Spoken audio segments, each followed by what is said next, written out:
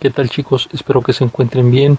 Hoy comenzamos con la clase de la cultura mexica que vamos a observar tanto este día como el día de mañana. Y respecto a esta primera clase vamos a hablar sobre todo de la fundación y el gobierno de la cultura mexica, que como ustedes observan en la lámina prácticamente duró unos 200 años, de 1325 cuando se funda la Gran Tenochtitlan hasta 1521 cuando es conquistada por Hernán Cortés. Allí observamos a un típico guerrero águila, una escultura muy representativa de los mexicas, y vamos a ver de qué va a tratar este video. Bueno, vamos a encontrar primero de dónde provenían los mexicas, cómo fundan su ciudad, dónde estaban ubicados, sus tlatoanis, hasta su política expansionista. Comencemos por los antecedentes, las migraciones nahuas. Estos son los antecedentes de la fundación de la Gran Tenochtitlan. Las migraciones nahuas son estos grupos aztecas que venían, más bien provenían del norte del país. Hay quienes destacan que no era incluso del norte de México, sino de lo que hoy son la parte central de los Estados Unidos. Ahí observamos, por ejemplo, una lámina sobre una de las posibles rutas de las migraciones nahuas que llegaron a el altiplano central, es decir, lo que hoy conocemos como el Estado de México, la Ciudad de México. Y esas tribus nahuas fueron los antecedentes de las personas que se asentarían en el lago de Texcoco. Tenían algo en común, hablar la lengua náhuatl. Y pues iban con un objetivo claro, cosmogónico. Era la promesa de encontrar esta tierra con ese famoso símbolo que es muy propio de los mexicanos, que es el águila en un nopal devorando a la serpiente. Esto ocurrió hasta 1325, la fundación de México Tenochtitlan, sobre el lago de Texcoco.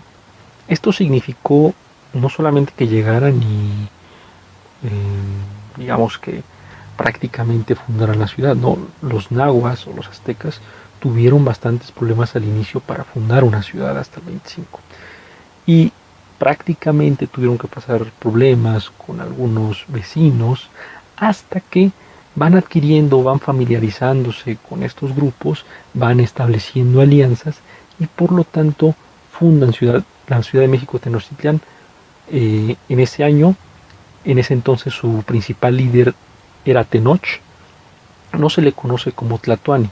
Vamos a observar más adelante quién fue el primer Tlatoani, pero sí fue un guía muy importante de estos grupos aztecas que cuando se establecen ya en Tenochtitlan es como los vamos a conocer como mexicas.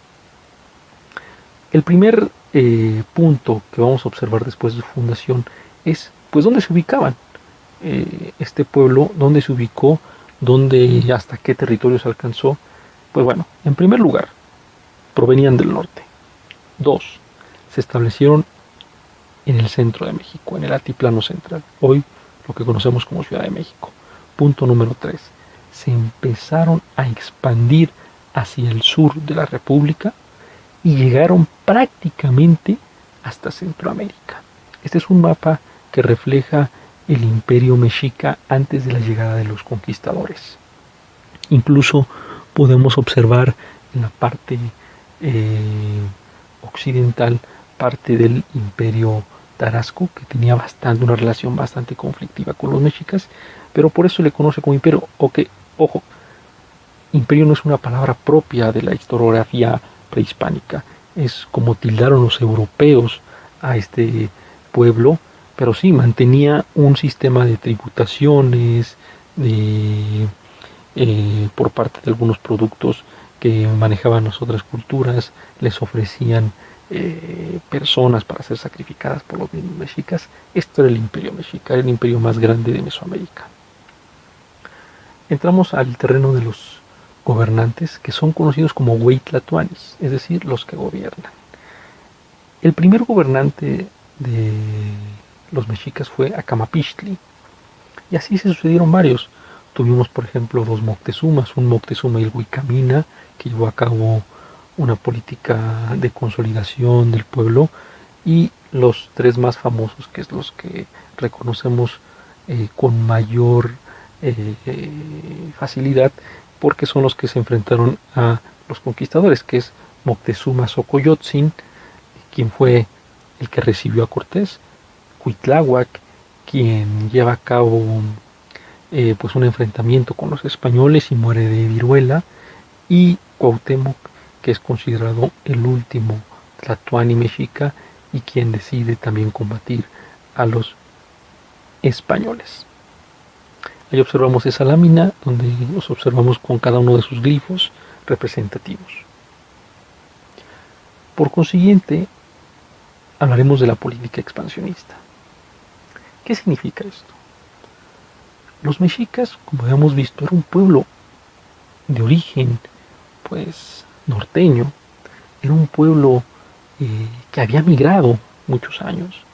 Entonces, cuando ocurre esto, pues, cuando se asientan, pues, un pueblo que ha atravesado por tantos problemas, pues lo que desea es ya no volver a repetir esos problemas. Y el pueblo mexica lo comprendió también, que llevó a cabo esta política de expansión, lo cual solamente se vio con ellos en Mesoamérica.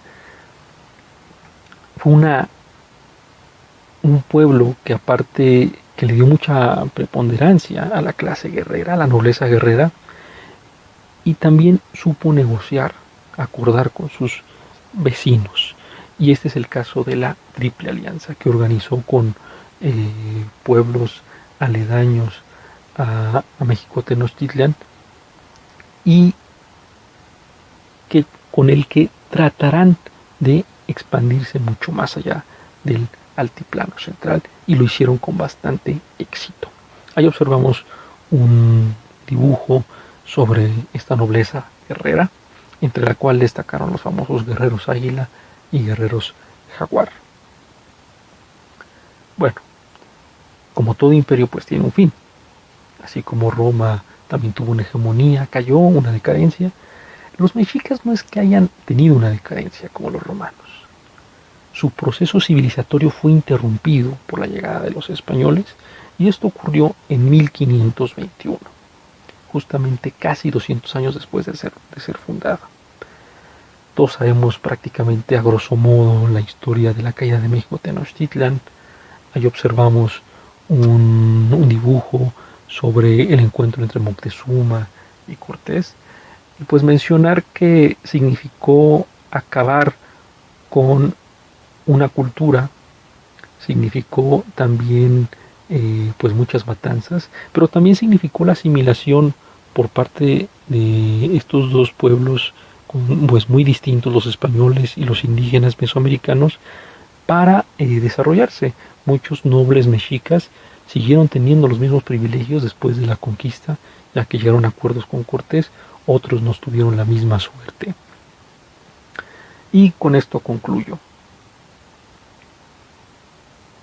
Es un texto de Bernal Díaz del Castillo, quien fue un soldado que acompañó a Cortés durante la conquista, y les pido que lo lean detenidamente para que observen la admiración de los soldados españoles cuando se encontraron frente a la gran Tenochtitlan. En esto coincide no solamente Bernal, también Cortés en sus cartas de relación con el rey Carlos V, y es un buen retrato porque prácticamente no se conservan descripciones tan consolidadas, no se encuentran muchas sobre todo, y nos habla precisamente de este pasado glorioso, de esta forma en cómo los mexicas lograron llevar a cabo su imperio, ¿no? Ahí tenemos un retrato de México Tenochtitlan visto desde el mercado de Tlatelolco, y muchos lo asimilaron con la Venecia de Europa, otros con Sevilla, otros con Constantinopla, grandes ciudades en Europa asimiladas a una ciudad que pues de la que no sabían nada estos conquistadores, ¿no? Y que dio pie a las grandes fantasías de las ciudades que contenían oro eterno. Con esto concluyo, nos vemos el día de mañana pásenla bien. Gracias.